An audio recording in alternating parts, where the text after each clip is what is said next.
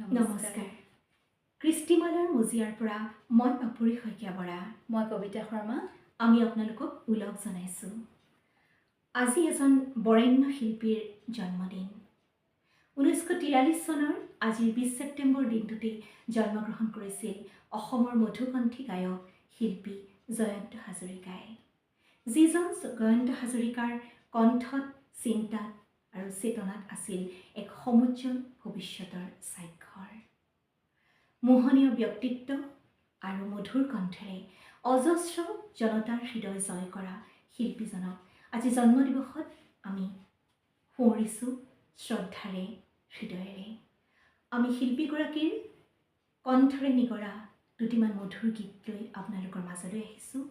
আৰু তেখেতৰ প্ৰতিভা আৰু চেতনাৰ উপলব্ধিৰে আজি পুনৰ আমি শিল্পীজনক সোঁৱৰিব খুজিছোঁ। অনুষ্ঠানৰ প্ৰাৰম্ভতে আজি এটা কথা মোৰ মনলৈ আহিছে। এজন শিল্পীয়ে তেওঁৰ মধুৰ কণ্ঠেৰে গীত গাই জনমানসত প্ৰজ্বল হৈ ৰয়, নহয় জানো? মানুহৰ স্মৃতিত, মানুহৰ হৃদয়ত তেওঁৰ সুৰবোৰ, তেওঁৰ শব্দবোৰ চিৰদিনৰ কাৰণে ৰৈ যায়। কিন্তু ইয়াৰ নেপথ্যত থাকে গীতিকাৰজনৰ সৃষ্টি, নহয় জানো? এজন গীতিকাৰেহে শিল্পীৰ কল্পনাক, সপোনক ৰূপ দিয়ে, নিৰ্বাচিত শব্দেৰে এনেকুৱা এটা গীত সৃষ্টি কৰে যিটো গীত সুৰেৰে বান্ধি যুগমীয়া হৈ ৰয়। জয়ন্ত হাজৰিকা এই শব্দটো কোৱাৰ লগে লগেই অৱধাৰিতভাৱে আমাৰ মনলৈ আৰু এটা নাম আহে, সেইটো হ'ল ডক্টৰ নিৰ্মলপ্ৰভা বৰদলৈ। আচলতে জয়ন্ত হাজৰিকাই যিসমূহ গীত গায় আজিও শ্ৰোতাৰ মানসত অমৰ হৈ ৰৈছে, সেই গীতসমূহৰ 90% গীতেই কিন্তু নিৰ্মলপ্ৰভা বৰদলৈৰ ৰচনা, নহয়নে?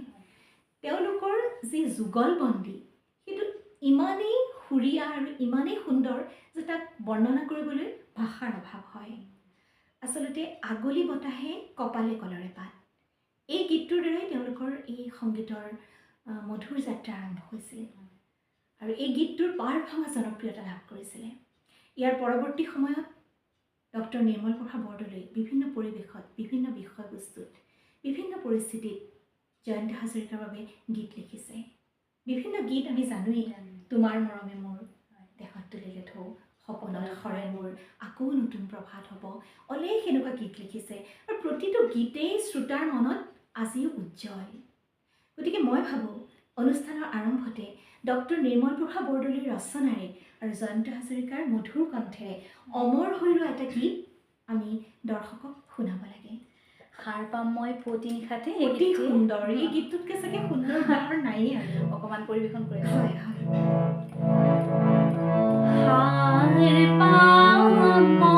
মই পুৱতি নিশাতে, নিয়ৰ যেতিয়া সৰে, বাটৰ শুকান ধূলি সেমেকা যিটো প্ৰহৰে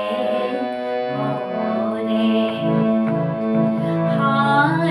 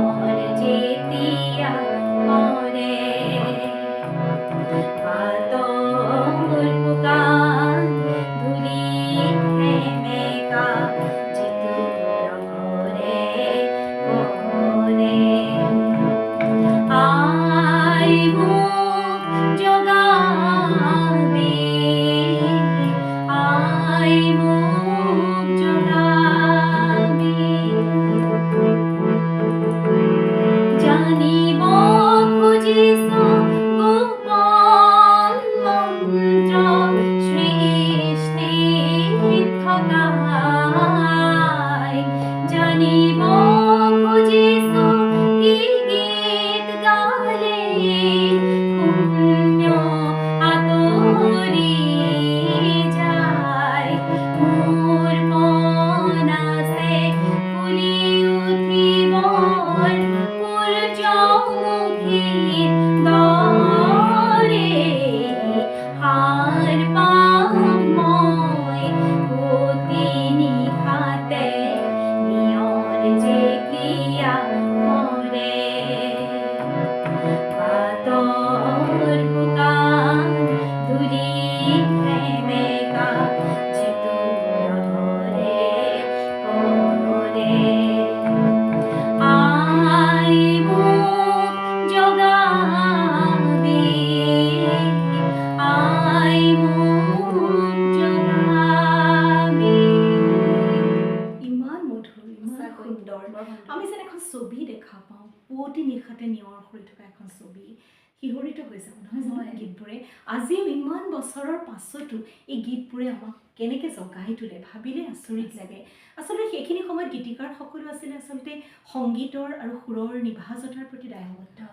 সেইকাৰণে তেওঁলোকৰ হাতত ইমান সুন্দৰ সুন্দৰ গীত সৃষ্টি হৈছিলে আৰু এই যে নিৰ্মল প্ৰভা বৰদলৈৰ যি নিৰ্বাচিত শব্দৰ লগত জয়ন্ত হাজৰিকাৰ কণ্ঠৰ যে মিলন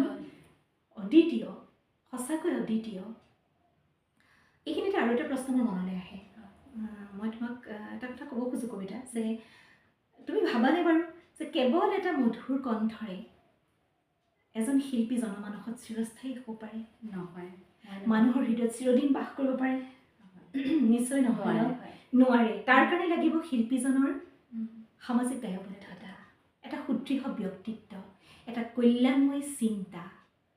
যিখিনি আছিল জয়ন্ত হাজৰিকাৰ শিল্পী মন আছিল অতি কোমল মানুহৰ দুখত তেওঁ কান্দি উঠিছিল সেইকাৰণে তেওঁ অসমৰ বান বিধ্বস্ত মানুহৰ কাৰণে তেওঁ অন্তৰে হাহাকাৰ কৰিছিল আৰু তেওঁ সেইবাবেই সংকল্প লৈছিল যে তেওঁ এটা সুৰ বাহিনী গঠন কৰিব যিটো সুৰ বাহিনীত তেওঁ ৰাস্তাই ৰাস্তাই গীত গাই সেই বানাক্ৰান্তসকলৰ কাৰণে অৰ্থ সাহায্য একগোট কৰিব চোৱাচোন কেনেকুৱা অভিনৱ এটা পৰিকল্পনা এহাতে আছে শিল্প সংগীত অন্য হাতে আছে মানৱীয় চেতনা এনেকুৱা কথা হয়তো জয়ন্ত হাজৰিকাৰ বাবে আনে ভাবিব নোৱাৰিলেহেঁতেন আৰু খুব সৌভাগ্যক্ৰমে তেখেতৰ লগত আনে এচাম ব্যক্তি তেখেতে লগ পাইছিলে যিসকল মানে তেখেতৰ লগত চিন্তাৰ মিল আছিলে সুন্দৰ মনৰ অধিকাৰী আছিলে গতিকে তেনেকুৱা কিছু ব্যক্তিক লগত লৈ 1977 চনত জয়ন্ত হাজৰিকাই প্ৰথম সুৰ বাহিনীৰ যাত্ৰা উলিয়ালে আৰু আমাৰ কাৰণে খুব গৌৰৱৰ কথা যে আমাৰ গোলাঘাটৰ পৰাই সুৰ বাহিনীৰ প্ৰথম যাত্ৰাটো আৰম্ভ হৈছিলে ইয়াতে গঠন হৈছিলে সুৰ বাহিনী আৰু আৰম্ভ হৈছিলে আৰু সেই সুৰ বাহিনীৰ লগত সংগতি ৰাখি আকৌ সৃষ্টি হৈছিল এটা যুগমীয়া গীত গীতটো নিশ্চয় আমি শুনাব লাগিব লুইতৰ বলিয়ান লুইতৰ বলিয়াবান তই কলৈ নুধাপলি মেলিছ লুইতৰ বলিয়াবান তই কলৈ নুধাপলি মেলিছ হিৰি কাল ৰূপ ধৰি লৈ তাক বাৰে বাৰে খেদিছ হিৰি কাল ৰূপ ধৰি লৈ তাক বাৰে বাৰে খেদিছ লুইতৰ বলিয়াবান তই কলৈ নুধাপলি মেলিছ লুইতৰ বলিয়াবান তই কলৈ নুধাপলি মেলিছ কাল ৰূপ ধৰি লৈ তাক বাৰে বাৰে খেদিছ কাল ৰূপ ধৰি লৈ তাক বাৰে বাৰে খেদিছ লুইতৰ বুকু হেনো বাম হৈ গ'ল গভীৰতা হেনো কিছু নোহোৱা হ'ল লুইতৰ বুকু হেনো বাম হৈ গ'ল গভীৰতা হেনো কিছু নোহোৱা হ'ল বাম তই সেয়েহে বলিয়া বলিয়া হৈ দুয়োপাৰে উপচি পৰিছ কাল ৰূপ ধৰি লৈ তাক বাৰে বাৰে খেদিছ কাল ৰূপ ধৰি লৈ তাক বাৰে বাৰে খেদিছ বান তই টিঘিল নিঘিলাবি আশাৰে কঠীয়া নুতুৱাবি শিশুবধ ভাওনা নেপাতিবি ঘৰৰে চালতে শগুনক বহুৱাই মৰণৰ সভা নেপাতিবি হিৰ হিৰ হবদে কাল ৰূপ ধৰি লৈ তাক বাৰে বাৰে খেদিছ হিৰ হিৰ শৱদে কাল ৰূপ ধৰি লৈ কাক বাৰে বাৰে খেদিছ শৱদে কাল ৰূপ ধৰি লৈ কাক বাৰে বাৰে খেদিছ সঁচাকৈ মানুহক জগাবলৈ ইয়াতকৈ কি লাগে নহয় জানো আচলতে অপাৰ প্ৰতিভাগৰাকী আছিল জয়ন্ত হাজৰিকা তেখেত যে এজন সুৰশিল্পী বা কণ্ঠশিল্পী আছিল সেইটো নহয় তেখেতে প্ৰত্যেকটো বাদ্যযন্ত্ৰত তেখেতৰ নিপুণতা আছিল এজন যন্ত্ৰ সংগীতৰ শিল্পী হিচাপে তেখেতৰ সাংঘাতিক পাৰদৰ্শিতা আছিল ইয়াৰ উপৰিও যশস্বী কণ্ঠশিল্পী ডক্টৰ ভূপেন হাজৰিকাৰ কনিষ্ঠ ভাতৃ হিচাপে এক নিৰহংকাৰ ব্যক্তিত্বৰ তেখেত অধিকাৰী আছিল আমাৰ দুৰ্ভাগ্য যে এনে এজন মহান শিল্পীক আমি সময়তকৈ বহু আগতে হেৰুৱাই পেলালোঁ 1977 চনত অতি কম বয়সতে তেখেতে পৃথিৱীৰ পৰা বিদায় ল'লে কিন্তু থাকি গ'ল এটা মধুকৰী কণ্ঠ থাকি গ'ল এটা চেতনা এটা শিল্প আমি জয়ন্ত হাজৰিকাই গীতেৰে বহু আগতে কৈছিল তেওঁ হয়তো জানিছিল তেওঁ যদি গুচি যায় তেতিয়াহ'লে তেওঁৰ সুৰবোৰ তেওঁৰ চেতনাবোৰ তেওঁৰ গীতবোৰ থাকি যাব মানুহৰ হৃদয়ত সেইবাবে গীতেৰে তেওঁ কৈছিল মই নাথাকিলে সাজৰ তৰাই মৰি কথাকে ক'ব এই গীতটো নহ'লে জয়ন্ত হাজৰিকাৰ গীতৰ প্ৰসংগ আঁতৰোৱা নাই সামৰণিত আমি গীতটো শুনিব লাগিব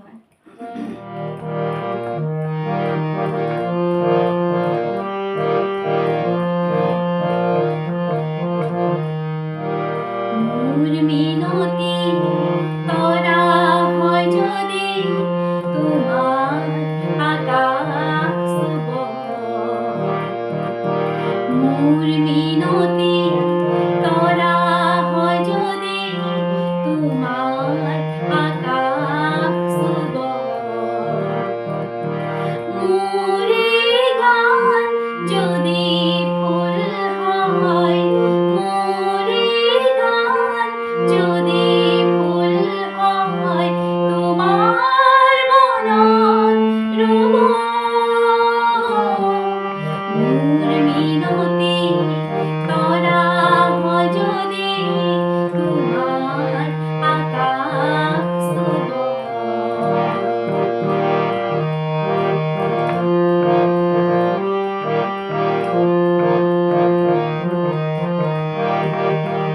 মোৰে কথা যদি সুৰ হয় মোৰে সুৰ যদি জোন হয় মোৰে কথা যদি সুৰ হয় মোৰে সুৰ যদি জোন হয় সেইজোৰে শুনা জোনালী মায়াৰে সৰু সৰু গাৰে সেইজোৰে শুনা জোনালী মায়াৰে সৰু সৰু গাৰে মনে মনে গৈ তোমাৰ মুখতে ৰ'ব মই নাথাকিলে সাজৰ তৰাই মোৰে কথাকে ক'ব মই নাথাকিলে সাজৰ তৰাই মোৰে কথাকে ক'ব মোৰ মিনতি তৰা হয় যদি তোমাৰ আকাশ চুব মোৰে গান যদি ফুল হয় মোৰে গান যদি ফুল হয় তোমাৰ মনত ৰ'ব